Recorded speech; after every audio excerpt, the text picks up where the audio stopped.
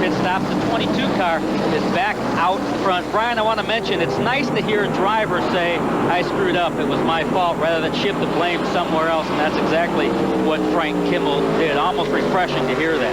Well, he's a class act. Jeff Bidley emerges in the second spot behind Billy Thomas. Wow! Big wreck. Gibson upside down over the wall. Oh, in a big way. Oh, and upside down again. Mark Gibson in the Jana King Ford, former race leader, and he had gotten out of the pits first among those who did stop. Bill Baird was right behind him, but we have got a big mess on the racetrack, and some of it off the racetrack as well.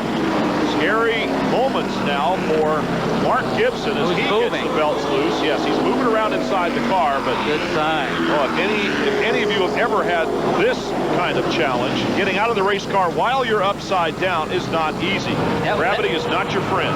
That was frightening. Didn't see all of it, but I heard it coming as we watch Mark Gibson, thank God, crawl from beneath his beat, battered, twisted up Jana King Ford racer. He doesn't appear to be all that happy, Brian. Well, now that he's out of the race car, of course, that was job number 1, and it appears as though job number 2 is going to be to do some finger pointing here. He does not think that was his fault.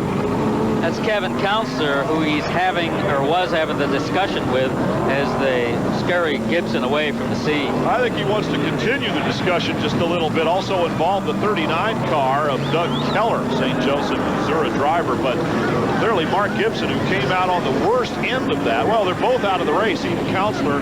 There is more of the debris. Counselor looking on as his car is being attended to. Yeah, that car doesn't appear to be all that healthy either. Both cars hurt badly. They're going to red flag this race while they take care of the issues. Most of the other cars that were not involved are stopped on the racetrack, and they're going to have to wait patiently while the safety crews and the race car crews, and even the drivers, of course, try to get this one cleaned up. Scary incident, no doubt. Mark Gibson getting over the fence and upside down. Kevin Counselor, as you mentioned, also involved. Doug Keller got a piece of that. Not a good situation here in turn 3. The number 19 car, the Mothers Against Drunk Drivers Chevrolet of Kevin Counselor, goes out on the hook, and he was involved in the incident, of course, with Mark Gibson. Let's hear from both of them. I think Mark feels like I made the mistake that caused the wreck, but the wreck started back there, turn 2, when we were 3 wide coming down the backstretch, and all you can do is back out, especially when you're in the middle, and that's exactly what I did. I had him cleared. I mean, I thought I had him cleared going into 3, and something hit me in the right rear quarter panel, turned the car right-handed, and unfortunately the 39 car was outside, and I T-boned him in the door, and there, the rest is history, as they say.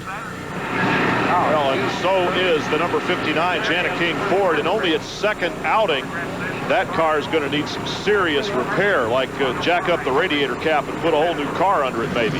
Yeah, going to the race car boneyard, more than likely. That was a brand new race car. Mark had built that to run part-time on the Winston Cup Series. That was the Winston Cup Speedway car, one that's now junk.